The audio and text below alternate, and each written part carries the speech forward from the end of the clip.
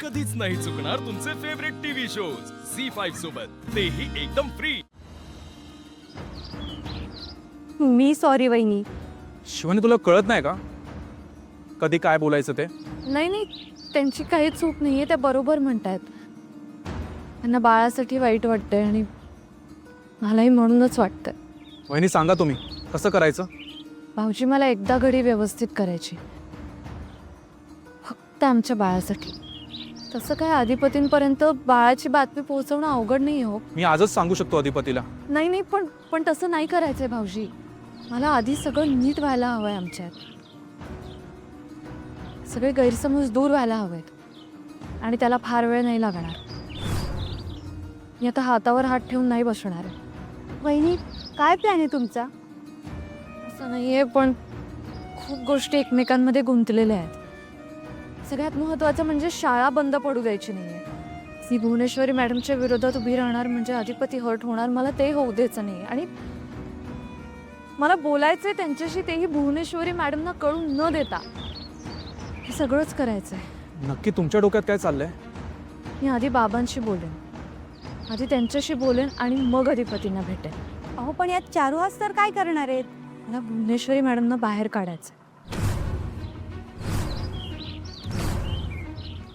म्हणजे नाही, बाहेर म्हणजे तसं नाही। मला फक्त भुवनेश्वरी मॅडम घराच्या बाहेर येथे खात्री करून घ्यायची आणि मग अधिपतींना भेटायचंय। बघा ना वहिनी, आपण त्यांना बाहेर भेटण्याचे किती वेळा प्रयत्न केले, कुठल्याच प्रयत्नांना यश आलं नाही। आणि एका अर्थी बरंच झालं, कारण मला आमच्या घरात अधिपतींना भेटायचंय आणि मग आमच्यातले सगळे गैरसमज दूर करून मग आमच्या बाळाची बातमी त्यांना द्यायची। ठीक आहे, मग आम्ही काय करू वहिनी? मी सांगते तुम्हाला, बाबा जर भुवनेश्वरी मॅडमना बाहेर घेऊन जाण्यात यशस्वी झाले ना, तर तुम्ही फक्त एवढी काळजी घ्या वहिनी की अधिपती मला भेटतील का। वहिनी हे सगळं कधी करायचंय? मी फोन करते बाबांना, शाळेतून निघाल्यापासून फोन करते, पण ते उचलतच नाही आहेत। मी बोलेन लवकरात लवकर त्यांच्याशी आणि मग आपण हे सगळं करूया। वहिनी, तुम्ही फक्त सांगा, आम्ही आहोत तुमच्यासोबत। तुम्ही दोघं एकत्र येणं महत्त्वाचं आहे आमच्यासाठी।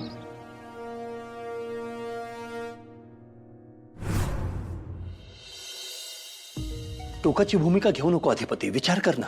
अरे टोकाची भूमिका मी नाही, तुम्ही घ्यायला लागलाय। उगाच काहीतरी तुम्ही गाजर दाखवू नका, परत आई साहेबांनी आशेला लावू नका। तुमच्या सुनबाई काय परत घरला येणार नाही आहेत आणि त्या घरला येणार नाहीत, मग परत खेळ खंडोबा होणार सगळा। तुम्ही आई साहेबांच्या भावनांची परत एकदा खेळू नका, मी तुमच्या पाया पडतो। हे करू नका, बास करा। आमचं अख्खं लहानपण गेले आई साहेबांनी रडताना बघत। मला परत हे नको आहे, त्यांच्यामुळे तुमच्या डोळ्यात पाणी आलेलं मला चालणार नाही बघा आई साहेब। यो खेळ करू नका तुम्ही चारोसरीचे, ऐका माझं।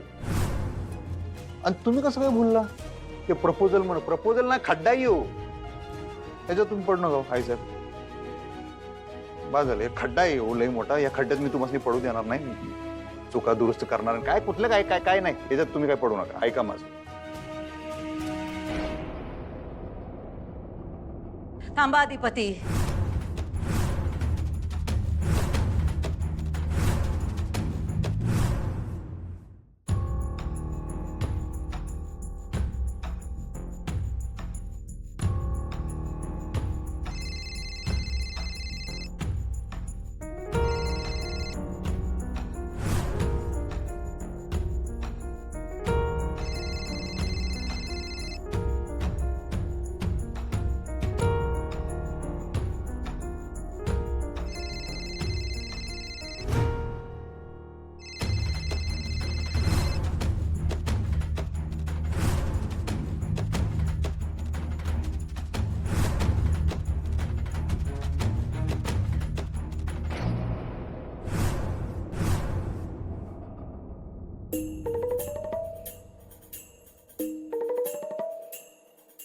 सारखी मेली फोन करत्या।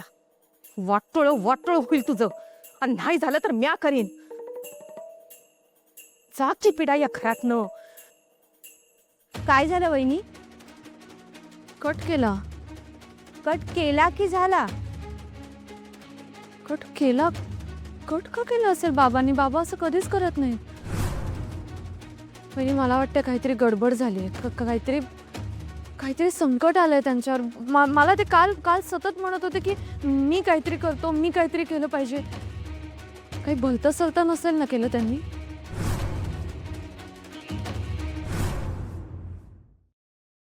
आधिपती पण तिच्या मनात हाय, तिला करायचंय लग्न.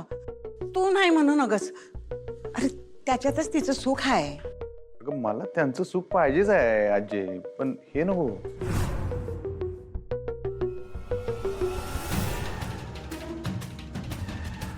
पण अधिपती, आम्हाला हे लग्न करायचंय.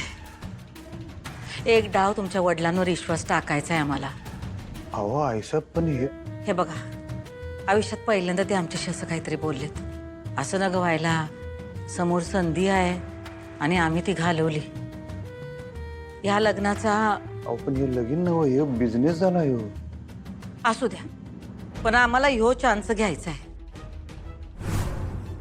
आईसाहेब, तुम्हाला कळत नाही आहे, उद्या जर मास्तरीनबाई आल्या नाहीत घरी, त्या माणसाने हात वर केले तर तुम्हाला त्रास होईल. मला ते नको आहे. अक्षरा येईल.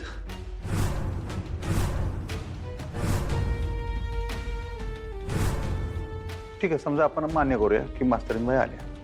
मला वाटत नाही, पण ठीक आहे, आपण गृहीत धरूया 1 मिनिट की मास्तरीनबाई आल्या.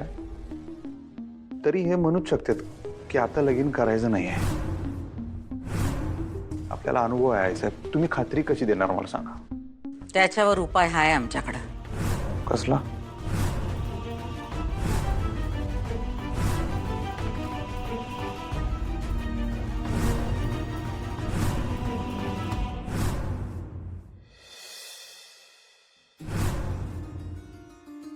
मला माहिती आहे हे सगळं माझ्यामुळे झालंय. माझ्यामुळे हे सगळं हाताबाहेर जायची वेळ आली.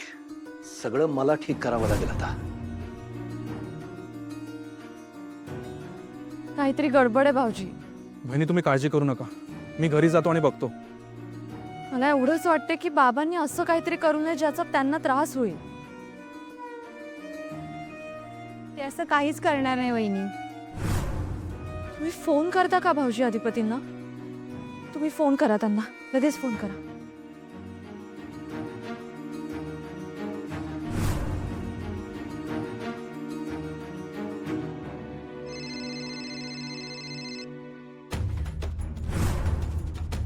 कोणाचा फोन आहे? नाही, ते ओंक्याचा फोन आहे. आत्ता हा, काय असेल काहीतरी फॅक्टरी. तुम्ही सांगा की काय उपाय काय म्हणत होता तो? जालिम उपाय आहे. म्हणजे बाकी काय का असे ना, पण त्यांची तुमच्याबद्दल बाप म्हणून जी माया आहे ती खोटी नाही, खरी आहे. त्यांचं तुमच्याबद्दलचं जे प्रेम आहे ते पण खरं आहे, ते वरवरचं नाही. बाकी ते आमच्या बरोबर काय बी खोटेपणा करू शकतात, हा, मग तेच तर म्हणतोय मी.